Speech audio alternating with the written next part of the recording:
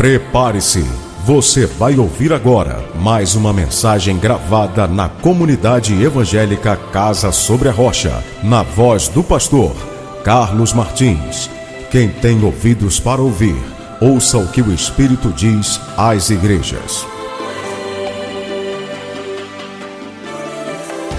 Gênesis capítulo 6, versículo 5, diz assim: Viu o Senhor que a maldade do homem se multiplicara sobre a terra, e que toda a imaginação dos pensamentos do seu coração era má continuamente.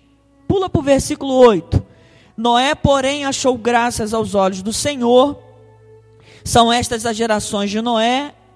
Era ele homem justo e íntegro em suas gerações, e andava com Deus. Gerou Noé 3 filhos, Sem, Cão e Jafé.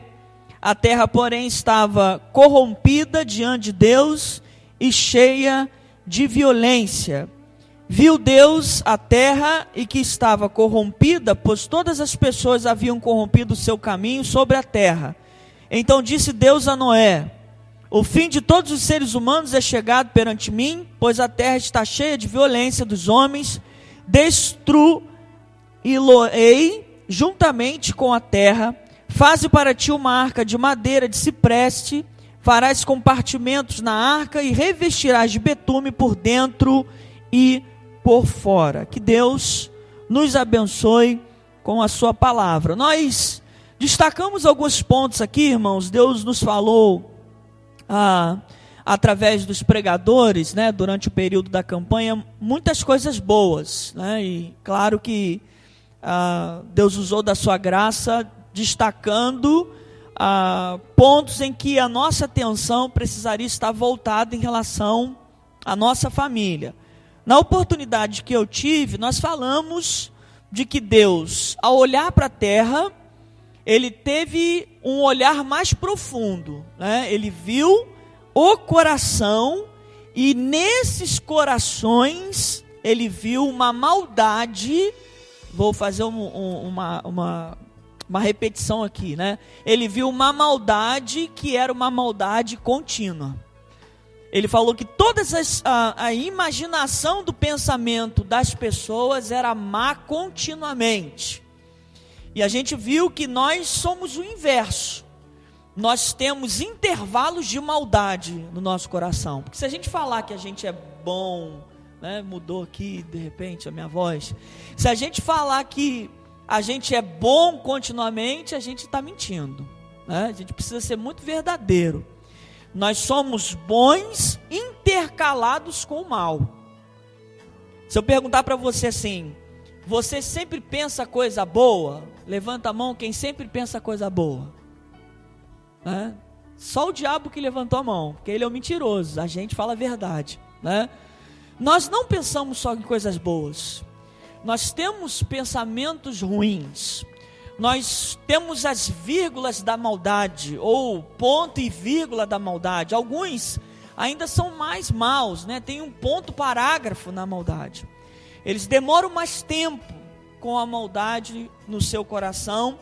E a gente viu esse posicionamento de que o olhar de Deus para aquela geração identificou essa maldade em toda a geração, em toda a raça humana, em toda a raça humana.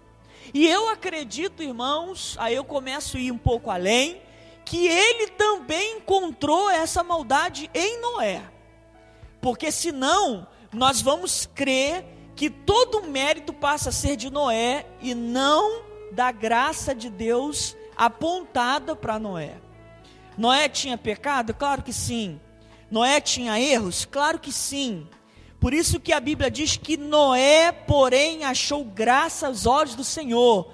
Noé conseguiu achar no Senhor favores que ele não merecia, mas que foram permitidos ou foram dados a eles mediante a sua integridade.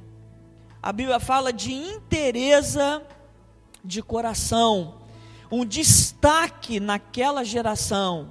E assim, a gente viu e a gente perguntou, fez a pergunta, né? Como que na nossa geração Deus nos vê? Nós falamos, irmãos, que a gente tem um certo tipo de avaliação errada, né? Nós avaliamos às vezes as pessoas pela roupa, né? Por exemplo, se a gente tem, às vezes nós temos alguns visitantes, quando eles olham para mim, eles podem falar, ih, que pastor porco, tá com aquela calça suja, né? Porque a gente tem aqui, a gente vive na poeira. Há quem diga que se a carne, ela é, ou melhor, o pecado, quando o fogo do Espírito vem, ele queima o pecado, e o pecado está ligado à carne. Há quem diga que o excesso de poeira na igreja são carnes queimadas por causa da presença de Deus. Então a gente aqui está um verdadeiro churrasco humano, né? De quantidade de poeira que nós temos. Então é fato de que quando eu subo aqui, as pessoas, e eu sempre falo isso para os diáconos, que o visitante ele está também vasculhando todo o altar, né? Então se ele vê, por exemplo, algo assim, está meio torto, é isso que vai prender a atenção dele. Se ele, claro que ele vê a minha calça, quando eu entrei ali, a primeira coisa que os irmãos falaram, certo esse bolso aí, eu entrei o bolso assim, ó, né? Eu falei, deixa, isso aqui é para evidenciar como eu tenho sido abençoado, porque quem disse que bênção de Deus é só dinheiro, né? Então eu entrei com um bolso assim, caído para fora, mas é claro que se eu estivesse aqui fora, eu poderia estar falando as frases mais geniais do mundo, mas a pessoa estaria olhando meu bolso, porque isso destoa a visão.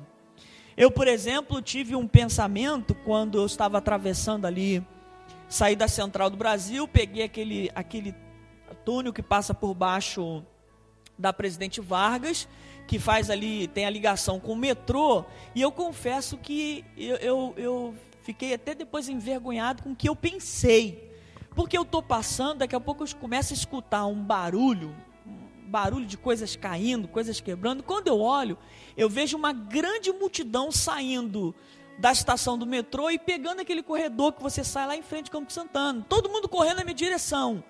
O que eu pensei na hora, irmãos? Guerra Mundial Z. Você pode acreditar nisso? Eu falei, vou virar zumbi, estão correndo atrás de mim. Eu saí correndo também, até então não sabia o que era, né?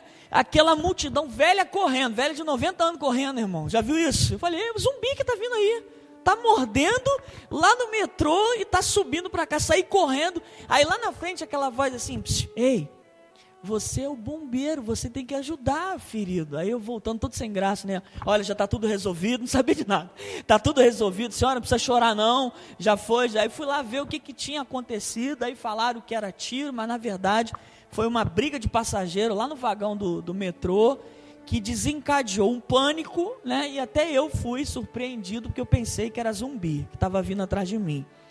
Então assim, nós temos uma impressão errada. Você está rindo que não foi com você, porque na hora, meu irmão, quando eu olhei aquele lixeira voando, o pessoal gritando, ai, vou morrer, eu falei, tá zumbi, né? Pensei até em esperar o Brad Pitt passar correndo ali, né? Com a esposa e a filha lá, né? Filho, sei lá, nem lembro mais do filme, mas assim, graças a Deus que não era aquele tipo de zumbi, mas eram pessoas que estavam realmente com um semblante de terror, né? E assim, nós temos uma avaliação estranha, né, que a gente tem, segundo aquilo que a gente vê de imediato.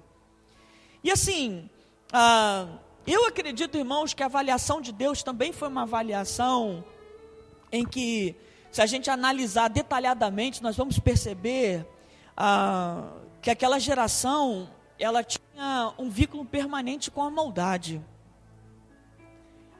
Ele vai falar que a terra estava cheia de violência, e aí a gente viu que o olhar que Deus teve foi um olhar mais profundo, ele viu. Então isso nos traz, e aí isso precisa gerar temor em nós, não é medo, mas temor, de que Deus conhece os nossos pensamentos, Deus conhece as nossas intenções. Quer ver uma pergunta? Quais são ou quais foram as intenções que te trouxe aqui hoje? Eu tive um dia bem cheio, né? Os irmãos sabem que eu estava no hospital com a Catarina, e por isso que a Simone não veio, a gente resolveu deixar ela em casa, que teve aquela crise respiratória de novo, e quase que ela ficou internada de novo, né? Eu acredito que foi uma provisão de Deus, cheguei a pedir ajuda aos irmãos, e até mesmo o pastor Kleber, que se eu não pudesse vir para que ele me substituísse. Mas eu queria muito estar aqui. Eu tinha muita vontade de estar aqui, irmãos, nessa quinta-feira. Havia uma motivação. Eu estou cansado, mas assim, eu queria. A minha vontade de estar aqui foi muito maior do que o meu cansaço. Então nós podemos entender que Deus conhece aquilo que nos motiva. E é nessa motivação que faz toda a diferença, irmãos. Nós podemos ver que diante daquela geração se destacou o brilho, como um brilho cintilante, a figura desse homem, irmãos. Que convenhamos, foi um homem, um grande gigante de Deus. Um grande gigante. O texto, conforme eu falei, fala que Noé achou graça aos olhos do Senhor. Deus olhou para Noé, identificou um homem justo, um homem íntegro. E aí a gente completou com 2 Pedro, capítulo 2, versículo 5, dizendo que Noé foi pregoeiro da justiça, pregou 120 anos com a sua vida, com o seu testemunho, com a sua perseverança em construir um barco. E vou te dizer para uma coisa, naquele tempo não tinha energia elétrica, não tinha serrote, não tinha arco e serra, não tinha, acredito que não tinha o tipo de prego que nós temos hoje, né? Não tinha talvez 99% das ferramentas que nós temos hoje, e o homem recebeu uma missão dificílima, construiu uma arca, porque ele acreditou que iria descer água do céu, e um agravante nessa história, nunca havia chovido na face da terra. Nós identificamos isso, nós vimos o que Deus havia visto nesse homem, e a gente pontuou essa parte de que Deus olhou para Noé. Mas eu queria, nessa noite, né? Eu não sei se o relógio está certinho ali, 15 para as 8. É isso mesmo, pastor? Que horas são? 8h18. Eu vou me basear pelo 15 para as 8, que aí eu tenho mais tempo, né? Para a gente poder falar, né? Eu não sei se foi naquela correria do zumbi que eu perdi meu relógio, mas assim, eu descobri depois de algum tempo, alguns dias, que eu não tinha mais relógio. Ela sumiu, né? Eu também perdi a minha identidade, também não sei para onde foi parar, já estou até com a segunda via. Eu tenho andado perdido algumas coisas, né? O pastor, como quer, né, ir embora no horário, vai emprestar o relógio dele. Então tem 8h15, né? Pastor, o senhor também tem problema de esquecimento? Não? Às vezes? Dá certinho no meu braço, né? Então vamos lá, vamos ver se... Fica bonito, né, irmão? Se ele esquecer, né? Eu também vou esquecer, né? E aí de repente no domingo eu devolvo. Mas assim, nós temos, vou botar aqui senão vai cair. Nós temos, irmãos, também a necessidade de enxergar esse homem, né?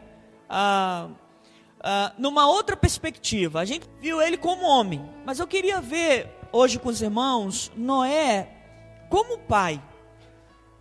Como pai.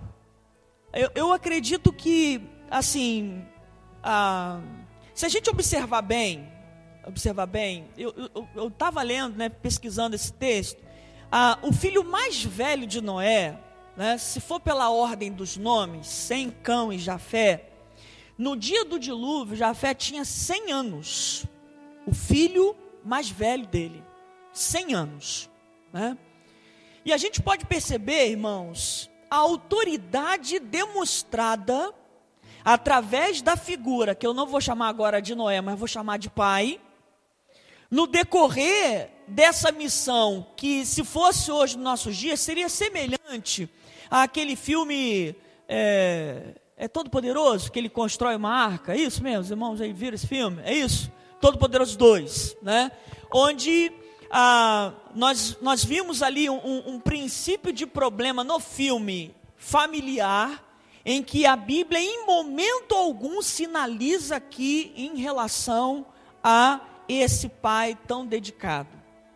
A gente pode perceber, queridos, que Noé ele teve um tempo para que ele pudesse construir essa arca, e eu acredito que nós também temos um tempo.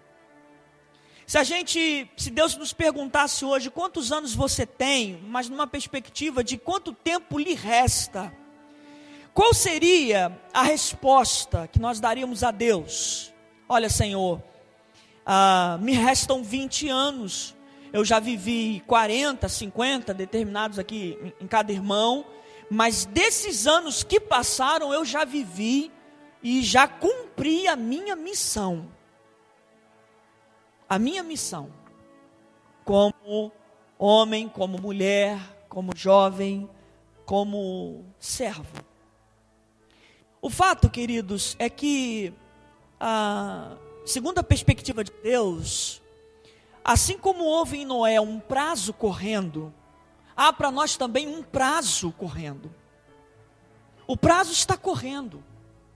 Nós não sabemos como, nós não sabemos estipular, mensurar quanto tempo nos resta. É como se Deus tivesse um cronômetro e que Ele estivesse correndo. E cada um tem um tempo estabelecido, em que eu entendo que são as oportunidades que Deus nos dá. Por exemplo, se você acordou hoje, se você levantou da cama hoje, isso prova que o teu tempo ainda está o quê? Correndo. O teu tempo está correndo. Eu encontrei um amigo no hospital, ele falou, olha, minha tia hoje não acordou. Ela faleceu. E ela já tinha 70 e alguns anos. E ela foi dormir e não acordou. Nós entendemos que o cronômetro, o tempo daquela vida terminou. Mas se a gente fosse pensar, irmãos, nessa perspectiva, o que nós temos feito, ou qual é a qualidade que nós temos utilizado esse tempo que ainda nos falta em relação à nossa família, à nossa casa? Qual o tempo, qual é a qualidade que nós temos vivido? Qual o uso que nós temos feito desse tempo? Outra coisa também importante, irmãos, que a gente pode também destacar aqui, é muito interessante a gente perceber que Deus anuncia a destruição de tudo que existia, de todo ser vivente, somente para Noé. Esse anúncio não foi para todas aquelas pessoas.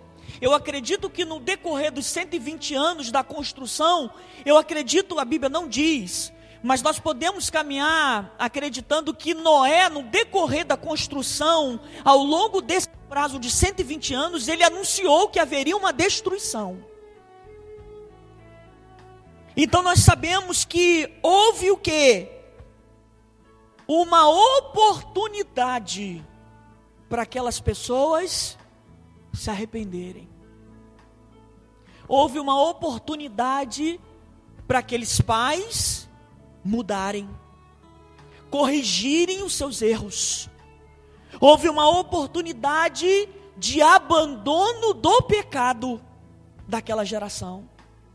O abandono da violência, o abandono do descompromisso com Deus, na falsa ilusão de acreditar que nós podemos viver uma vida familiar, conjugal, sem Deus. Houve tempo.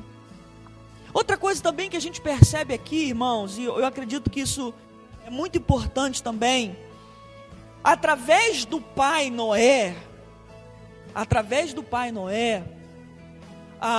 os filhos acreditaram e tiveram a revelação de Deus, sem canja-fé. Noé fez com que a sua vida, o seu testemunho, a sua perseverança, o seu compromisso, revelasse Deus a eles. Agora deixa eu fazer uma pergunta para os irmãos. Eu acredito que sem canja-fé, ouviram atentamente o seu pai. E os nossos filhos nos ouvem? Os nossos filhos nos ouvem? As pessoas que estão à nossa volta, ou que trabalham conosco, que passam um grande tempo com a gente, eles nos ouvem? ou a gente não tem um testemunho, um compromisso à altura para que a gente não caia em descrédito em relação a eles. Já parou para pensar nisso? Que há também um tempo correndo, e que se eu não tenho uma postura semelhante à de Noé, de integridade, de serviço, de cooperação, de testemunho, eu posso estar sendo alvo de chacota, onde as pessoas não acreditam em uma só palavra que sai da minha boca. E deixa eu te falar uma coisa, queridos, isso não tem idade, isso tem que ser, ou é para ser em qualquer idade, Eu falei para os irmãos que eu fiz uma reunião, domingo passado lá em casa, para chamar a atenção das crianças. Eu estou vendo Yasmin no culto, sem radicalismo, mas no meu entendimento, assim, está vindo para a igreja só para acompanhar o papai e a mamãe. Não sei se os irmãos perceberam que a Sofia fica sempre aqui do meu lado, e eu estou assim, ó, né? Na hora do louvor, eu estou discretamente olhando para a cara dela, e ela está lá, ó. O seu nome bendirei. Às vezes ela esquece que eu estou olhando, ela levanta a mão, quando olha ela é muito tímida, mas eu estou vendo. Eu falei, opa, mesmo daquele tamanhozinho ali, do jeitinho dela, ela está prestando culto, ela está cantando. Na hora da oração eu falei, filha, fecha o olho, a gente está orando. Claro que a gente sabe que criança, a gente não pode cobrar um comportamento igual a mim, né, de 25 anos de idade, não posso cobrar um comportamento de uma criança que tem 7, né? Eu tenho que entender, né? Eu falei idade mental, tá, irmãos? Se vocês vão pensar outra coisa, tá? A gente é jovem, tem que estar indo para frente todo tempo. Eu não posso cobrar o meu entendimento dela. Mas assim, eu também não posso deixar as coisas acontecerem sem um ajuste, um apontamento. Olha, Yasmin, eu não estou gostando do teu comportamento na igreja. Você, na igreja, parece ter um espírito de cansaço em você, você corre na rua, brinca, faz, na igreja te dá sono. O que está acontecendo? Você deita, você fica desanimado, eu peço para você ficar em pé, você não fica. Aí falei, olha, nós estamos lá na igreja para adorar a Deus, porque Ele tem sido muito bondoso com a nossa família. Você não acha que Ele tem sido bom com a nossa família? Nesse momento da conversa, estavam as duas chorando já. E eu falando tranquilo, mas já estava, né, aquela coisa toda. Porque eu falei, olha, se continuar assim, eu vou entender que você está muito cansada e eu vou cortar a rua, para você ir mais descansada para a igreja. Quanto tempo, pai? Não, tranquilo, 2040 eu libero a rua, né? Eu vou cortar também todos os desenhos seculares, que lá elas gostam de ver Discovery Kids. Eu vou cortar, só vai ver desenho bíblico. Só vai ver desenho bíblico, porque eu estou entendendo que você está se desviando, Yasmin, né? Aí, na linguagem para criança, né? E aí houve uma choradeira, e houve uma promessa de um ajustamento de comportamento, em que eu percebi que já deu uma melhorada, já não está tanto cansada, né? Já fica mais de pé. Mas eu acredito, irmãos, que isso é o que Noé fazia em revelar Deus aos seus filhos. Revelar Deus. Os meus filhos, quando olham para mim, precisam ver Deus. Não no sentido de que eu sou alguma coisa, não, mas que eles olhem para mim e vejam a diferença. Mas isso em todas as perspectivas, não só da crítica, da punição, mas do amor, da demonstração de carinho, de afeto. Você já imaginou que é dormir numa cama, né? Às vezes eu durmo, irmãos, com 4 mulheres na mesma cama. Se entrou um fofoqueiro, pegou só esse pedaço da mensagem, já vamos chamar de adúltero fora, né? Mas eu durmo com uma de 37, né? Eu durmo com uma de 9, uma de 7 e uma de 1 ano e 2 meses, né? E às vezes eu fico só com a beiradinha e tenho que dormir de lado, porque tá aquela fileirada toda ali para o meu lado, né? Uma jogando o pé, outra jogando o braço. E aí eu falo assim, pai, posso ficar aqui até eu dormir? E elas me enganam. Pode, eu durmo primeiro, só acordo no outro dia, né? E aí todo dolorido, com a coluna toda torta. Mas assim, pouco importa. O que importa é o momento, irmãos. Essa demonstração de carinho. Mas assim, voltando à pergunta, os nossos filhos nos ouvem? As pessoas nos escutam? Nós somos revelação de Deus para eles?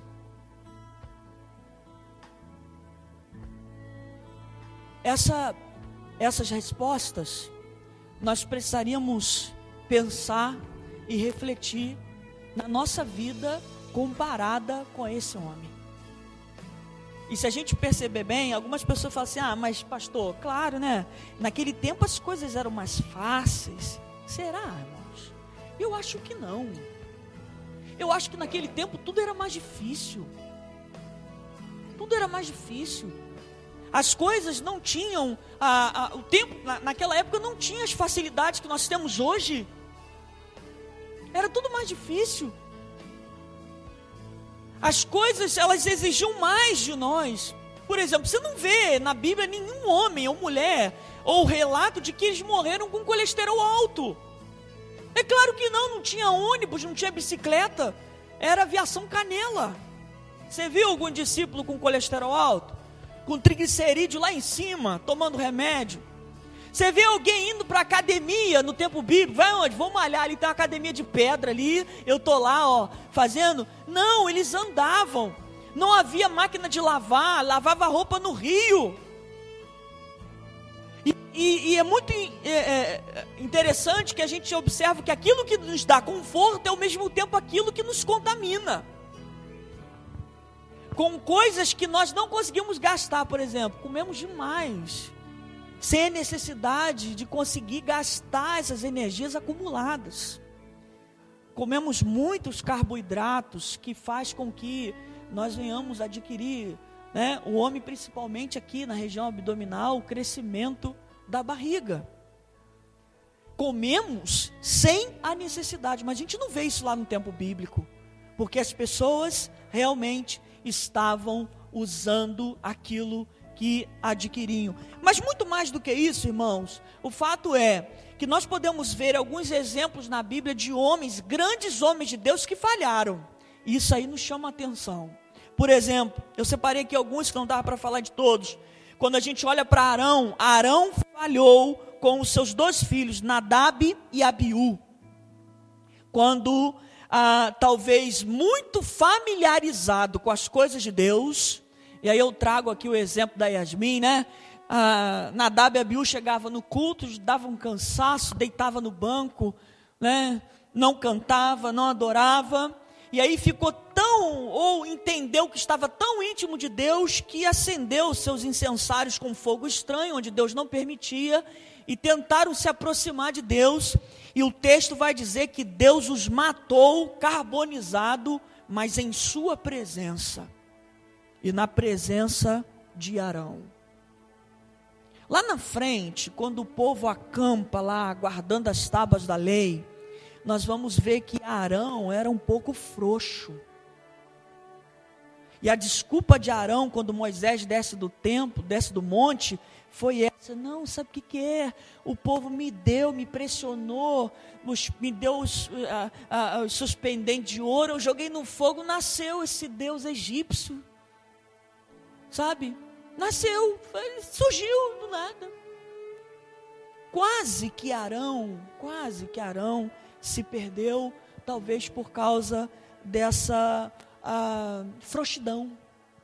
Será que ele ensinou seus filhos que eles deveriam ter temor e não entender que eles estavam suficientemente tão ali habituados com o serviço de Deus, sabe? A gente pode trazer aqui para cima: eu já canto, eu já toco, bateria eu vou tocar de qualquer jeito, eu vou tocar teclado, eu vou pregar mole, eu preciso preparar, buscar em Deus, nada disso, eu já sei, eu aprendi, eu já sei como é que é, 3 pontos, frase de transição, introdução, conclusão, é mole tudo.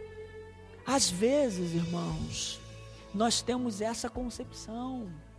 O pastor sabe que eu estou cansado, mesmo que eu falei que eu ia, eu não vou. Às vezes a gente até falou sobre isso já um tempo atrás, nós pensamos que estamos muito íntimos de Deus, e acreditamos que Deus vai nos ter por inocente. Arão falhou, irmãos, e perdeu seus filhos, pelo menos naquele momento. Outro também grande personagem da Bíblia, a Bíblia fala que era um grande sacerdote Eli, falhou com seus 2 filhos, Ofni e Finéias. Ele não os repreendeu, eles se valiam da autoridade do pai, roubando as ofertas e se prostituindo com as mulheres na porta do templo. E Eli ouvia tudo e ficava quietinho. Sabe, aquele pai politicamente correto. A palavra de Deus para ele foi: da tua casa não terá mais descendente, porque você valorizou mais os seus filhos do que a mim. Irmãos, se Arão, se Eli falharam, quanto mais a gente. Outro que eu também separei aqui, e eu acredito que teve as consequências maiores, foi o homem segundo o coração de Deus. O homem segundo o coração de Deus. Quem foi esse homem, irmãos? Davi. Davi teve uma sucessão de erros e, consequentemente, uma sucessão de consequências familiares. Primeiro, se envolveu com uma mulher errada. Se envolveu com a mulher casada, a mulher de Urias, que era o seu oficial, fiel a ele. E demonstrou isso quando, através da carta de Davi, chamando ele para que ele pudesse dormir com a sua esposa, para que ele entendesse que o filho que ela carregava no ventre era dele, ele simplesmente dormiu na porta, porque ele falou: não sou digno de dormir no regaço da minha esposa, na cama com a minha esposa, tendo os meus homens em campo de batalha. Ele foi mais nobre do que o próprio Davi. Urias, Davi fez isso com a mulher dele, enquanto o povo estava guerreando lá. O lugar errado e na hora errada traz consequências erradas. Consequentemente, depois do pecado, além do pecado de adultério, nós conhecemos a história, ele também cometeu o pecado, ele facilitou de uma forma passiva o assassinato do seu oficial fiel. Mandou que colocasse ele na linha de frente de combate para que ele pudesse morrer. E ele morreu. E as consequências vieram. O filho que ele teve com Seba morreu. Mesmo diante de oração, de jejum, de isolamento, de clamor, não adianta. Deus não o teve como inocente. Eu acredito que essa morte era para ele, mas Deus desviou por amá-lo e recaiu sobre aquela criança. E aí a palavra do Senhor para ele foi que a espada jamais sairia da sua casa. E aí veio uma sucessão de problemas. O próprio filho Amon estuprou Tamar. O irmão estuprou a irmã. E aí Absalão, que era irmão de Tamar, matou Amon. E depois o próprio Absalão tentou roubar o reinado do seu próprio pai e acabou perdendo a sua vida. Que tragédia, irmãos. Que tragédia de um homem que tinha uma grande intimidade com Deus. Vamos dizer aqui que Davi era um crente frequente, Davi era um crente que trabalhava, Davi era um crente que vinha na escola bíblica, mas Davi foi um crente que não vigiou, não ficou atento. Se podemos incluir Satanás nisso, armou bonitinho para ele e ele caiu. Quando a gente fala que o nosso tempo está acabando, eu queria que você, só para terminar, abrisse comigo lá em Mateus 24. Enquanto você abre, eu vou beber um pouco da água que a Isabelle babou aqui. 24, 36, 44, só para a gente observar que Jesus vai fazer menção de Noé. E não só de Noé, irmãos, mas vai apontar para nós que há uma grande necessidade de nós, se estivermos dormindo, acordarmos. Mateus 24, 36, Jesus vai dizer assim: porém, a respeito daquele dia e hora, ninguém sabe, nem os anjos dos céus, nem os anjos do céu, nem o Filho, mas unicamente o Pai. Como foi nos dias de Noé, assim será também a vinda do Filho do Homem. Pois assim como nos dias anteriores ao dilúvio, comiam, bebiam, casavam e davam-se em casamento até o dia em que Noé entrou na arca. E não perceberam até que veio o dilúvio e levou a todos. Assim será também a vinda do Filho do Homem. Então, estando dois no campo, será levado um e deixado o outro.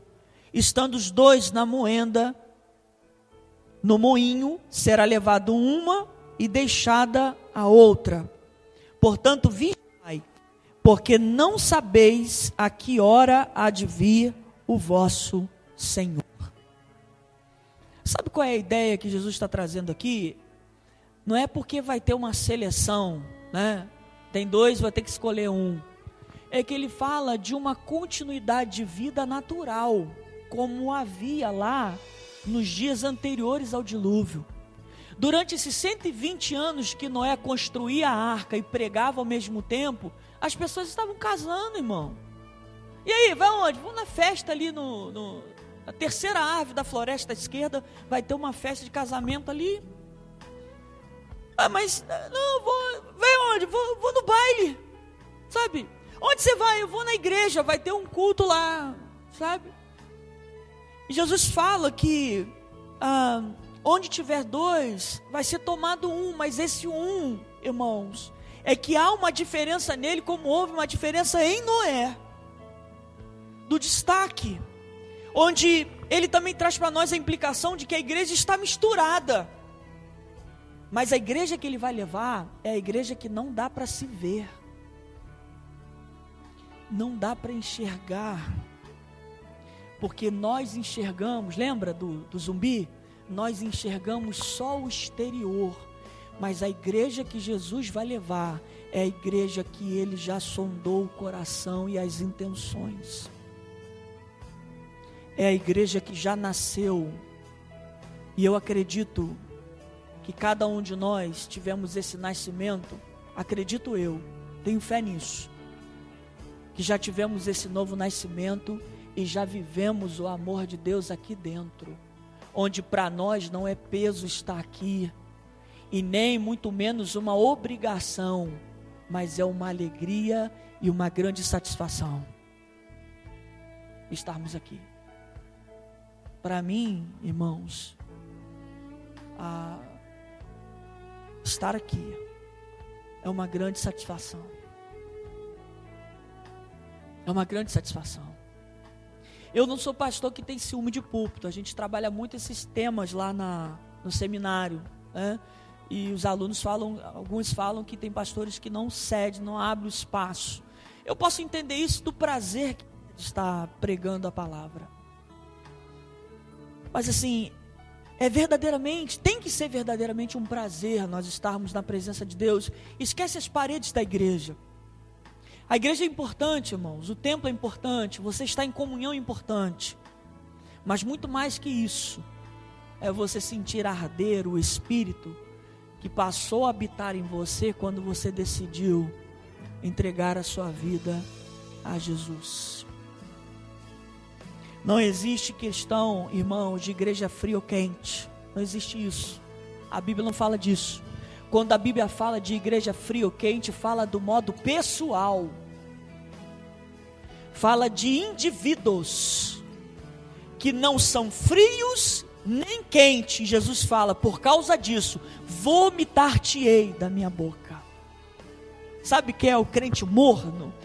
É aquele que tanto faz como tanto fez. A escolha e a escala de prioridade em relação a Cristo está lá em último. Às vezes, não está nem na lista. Já viu aquele jogador que ele não é tão, ou melhor, ele é desprovido de talento nas pernas para jogar futebol, que às vezes ele não é nem escalado para ficar no banco. Às vezes Jesus não está nem no banco de reserva das nossas prioridades. E você quer entrar como aqui? Dando salto, cambalhota de alegria? Tu vai entrar aqui cheio de carga. Tu vai entrar aqui como se a gente tivesse, já levou um saco de cimento lá para o terceiro andar aqui? Senão, está convidado para fazer teste. Tu vai com esforço. Tu vai, buscando ar, porque o sangue está correndo, o coração já acelerou, está bombeando mais sangue para as células, porque está exigindo mais. Tem gente que entra na igreja agonizando, entra em convulsão espiritual. Sabe por quê? Porque Jesus não está nem na lista de prioridade. A verdade, ele não sabe nem estar onde. Isso, queridos, eu quero te dar uma notícia. Isso não vai refletir só na sua vida. Eu acredito que as consequências refletirão mais na sua casa, na sua família. Para me encerrar, eu acredito que Deus faz toda a diferença num casamento. Eu já falei aqui várias vezes, minha esposa sabe disso. Essa semana falei no seminário também sobre isso. Que assim, o que nos mantém fiéis ao nosso cônjuge é o nosso compromisso a Deus. Não é simplesmente o amor que eu sinto, a atração que eu sinto. Não é. Tem muito marido que tem uma atração gigante pela esposa, mas também se sente atraído por outras. E acaba se envolvendo em outros relacionamentos e, consequentemente, acabando com o seu casamento. Mas o que nos mantém fiéis é o nosso compromisso com Deus, que vai ser refletido e vai refletir em todos os outros relacionamentos que nós temos. Se o meu compromisso com Ele não está legal, irmãos, como que eu vou ter compromisso com o meu irmão, com a minha irmã, com aquela que divide o meu lar, minha casa, minha cama? É quase que impossível. Você vai até conseguir durante um tempo, mas assim, só reflete, queridos, a oportunidade que hoje nós temos de edificar a nossa família e fazer com que ela cresça no temor da palavra do Senhor. Se nós desprezarmos isso, nós poderemos nos enquadrar na geração, aqui não precisa ir lá atrás não, Gênesis, Mateus 24, desapercebidas, geração caçadora de borboleta. Já viu aquela pessoa? Não sabe o que está acontecendo, não consegue identificar os sinais da volta de Jesus. Em Mateus 24 ele fala dos sinais que estão aí, em montões, para nós vermos. Ele fala de esfriamento do próprio povo de Deus com Ele. E ele fala que se os tempos não fossem abreviados, nenhuma carne se salvaria. Ele fala da mesma geração, em comparação a de Noé, que vivia esse mundo, se deleitava nesse mundo, até que um dia Noé entrou na arca, fechou a porta, e Deus que fechou a porta, e eles só se deram conta quando começou a cair a chuva. No nosso caso, pode ser a chuva, pode ser a bala perdida, pode ser um acidente automobilístico, nós não sabemos. Eu acredito que essa arca também chega em modo individual para cada um, e a gente pode ser surpreendido. E aí, irmãos, talvez seja tarde demais. Eu acredito que Deus nos convida a aceitar Jesus de novo com essa palavra. Talvez alguns irmãos precisam, porque já excluíram Ele. Quando eu aceito, é porque eu rejeitei. Se eu reaceitar, né, eu estou até inventando a palavra, eu reaceitei, é porque um dia, ou um determinado período da minha vida, eu rejeitei. Será que não é essa hoje, irmãos, a palavra de Deus para nós? De reincluir Jesus nos nossos planos, de fazer da nossa vida uma vida de testemunho para os nossos filhos. Nós não podemos esquecer que o cronômetro está aí, o tempo está acabando. Nós não sabemos quanto tempo nos resta. Fica de pé comigo, por favor. Baixa sua cabeça e feche seus olhos.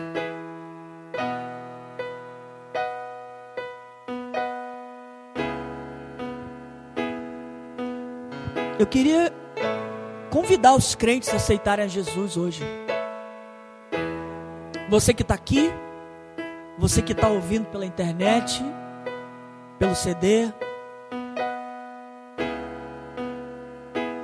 convidar você a aceitar Jesus, a convidar Ele a fazer parte da sua vida de novo, fazer parte do seu casamento, fazer parte da criação dos teus filhos, instruir os teus filhos, amar os teus filhos, aproveitar cada minuto.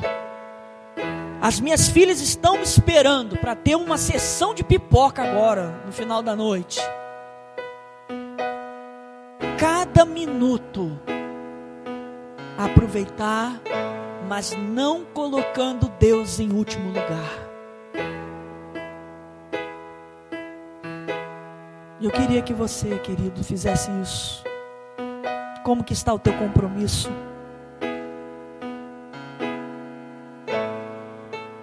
Como que está o seu relacionamento com Deus?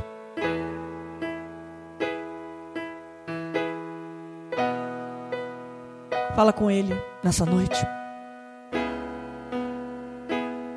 Se você entende que você precisa de reatar o seu compromisso com Deus, coloque a mão no seu coração.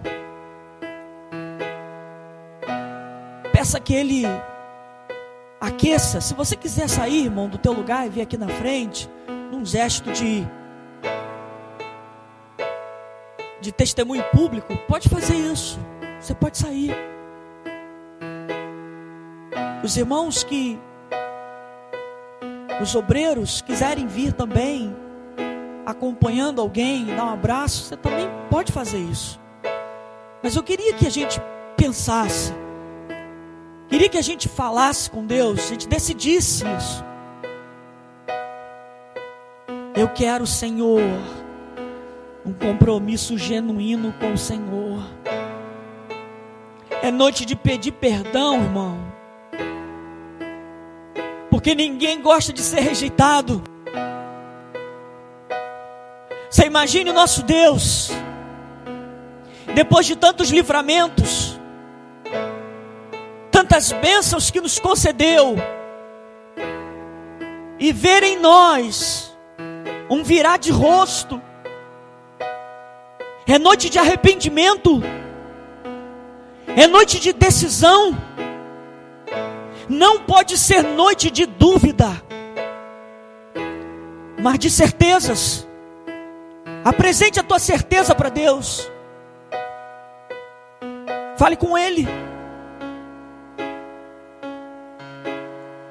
Fale com Ele. O que tem impedido o seu compromisso? É pecado? Rejeite o pecado hoje, querido. Aceita Jesus, crente, hoje. Insere Cristo na tua vida enquanto há tempo, porque o tempo está acabando. Você deseja fazer isso? Você deseja vir aqui na frente, nós vamos orar.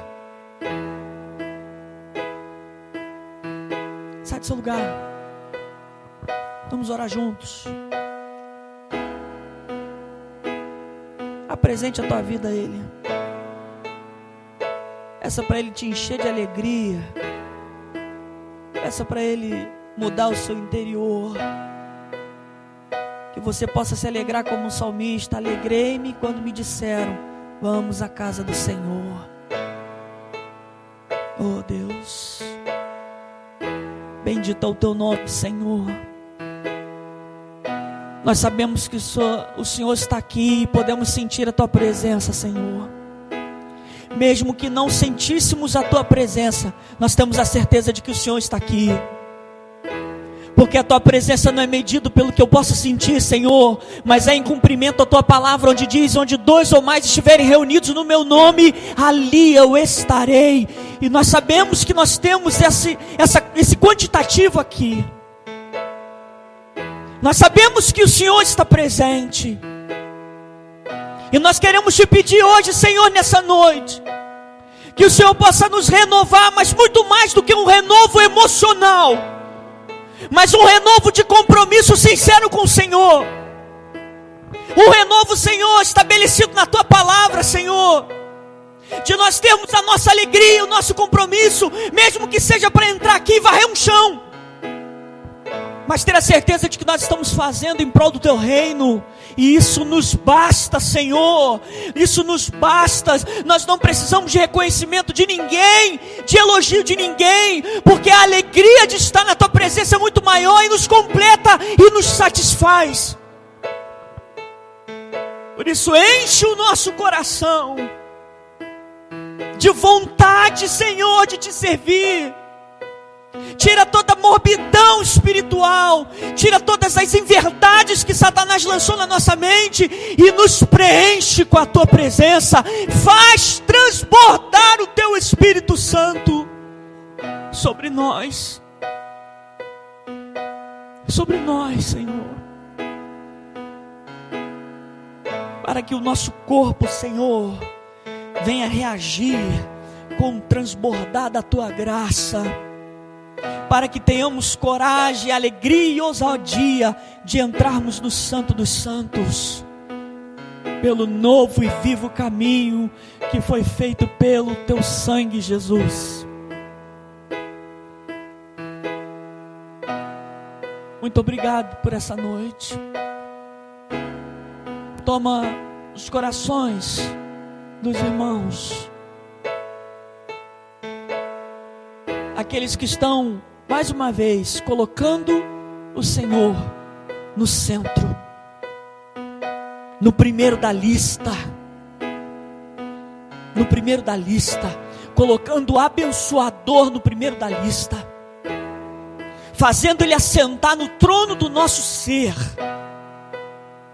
sendo o governador da nossa vida. Oh, aleluia! E que nós possamos levar isso para o nosso lar, Deus,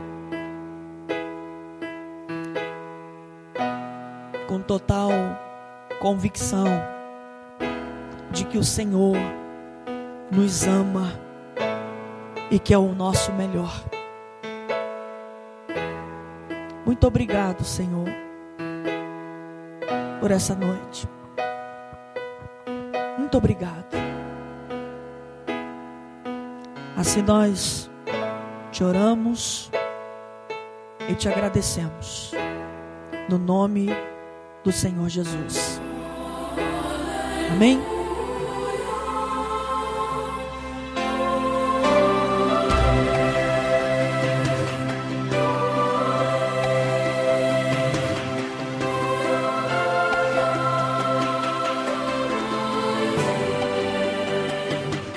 Você acabou de ouvir mais uma mensagem de Deus, do pastor Carlos Martins, pastor presidente da comunidade evangélica Casa Sobre a Rocha. Nossos cultos, todas as quintas e domingos, às 19 horas. Local, Cooperativa 79, Conjunto Betinho, Vila Kennedy. Você é nosso convidado.